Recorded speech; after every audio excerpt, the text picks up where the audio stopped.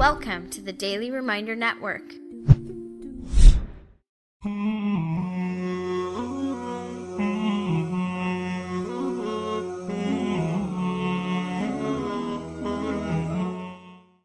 There was a highway robber, a thief, very famous at his time. He was in love with one girl and he had the habit of sneaking into her house some way and watching her, observing her for some time. And in night, he would go and attack caravans, Hajj caravans, travelers, and he would strip them of their property and their wealth and their belongings.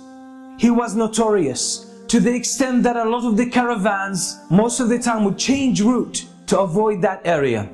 One night he climbs up the wall of the house of that girl that he loves, and he sneaks into the house, and as he was making his way into the house, someone was praying qiyam lail. Someone was standing before Allah subhanahu wa ta'ala and praying at night alone, reciting the words of Allah subhanahu wa ta'ala. أَلَمْ يَأْنِ لِلَّذِينَ آمَنُوا أَن تَخْشَعَ قُلُوبُهُمْ لِذِكْرِ اللَّهِ. Hasn't the time come yet for the believers that their hearts pay heed and feel humility to the words of Allah?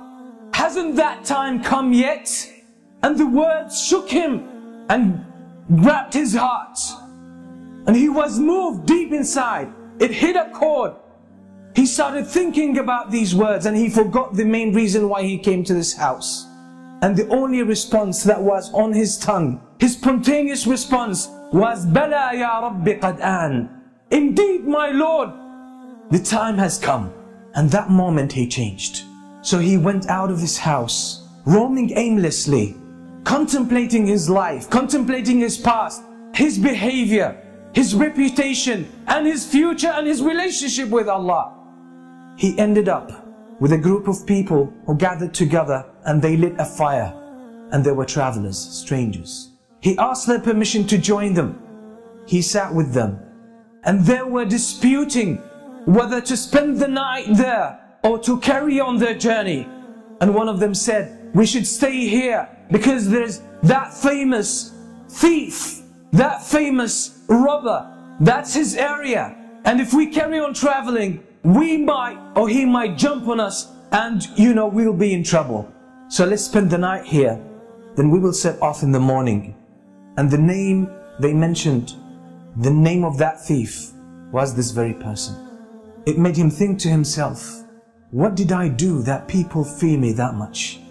What kind of curse I have become to humans, to humanity, that people don't even feel safe about their lives and about their property because of me.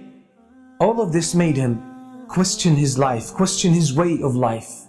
And then he made the decision that I will change because it's my responsibility. It's not someone else's responsibility to change me and set me on the right course. It's my own initiative, and if I don't take it, it might never happen. And I will face the consequences on the day of judgment. And that's exactly what he did. And he became one of the famous scholars, one of the famous worshippers in the history of Islam. And that's Al-Fudayl ibn Iyad. That's the story of Al-Fudayl ibn Iyad. Until today, the books that talk about our relationship with Allah subhanahu wa ta'ala, how to purify ourselves, how to become better Muslims, better believers, have dozens of his beautiful statements full of wisdom. Who was one day a thief, famous one. What does that tell us? What lessons can we take from this story? Is that it's our responsibility to change. Life in general is about change. Life is a game of change. أَلَمْ يَأْنِ لِلَّذِينَ آمَنُوا أَن تَخْشَعَ قُلُوبُهُمْ لِذِكْرِ اللَّهِ أَن تَخْشَعَ قُلُوبُهُمْ لِذِكْرِ اللَّهِ وَمَا نَزَلَ مِنَ الْحَقِّ ولا يكونوا كالذين أوتوا الكتاب من قبل فطال عليهم الأمد فقست قلوبهم وكثير منهم فاسقون اعلموا أن الله يحيي الأرض بعد موتها قد بينا لكم الآيات لعلكم تعقلون. Donate now. Go to www.thedailyreminder.org/donate and stay updated by joining our network's social links.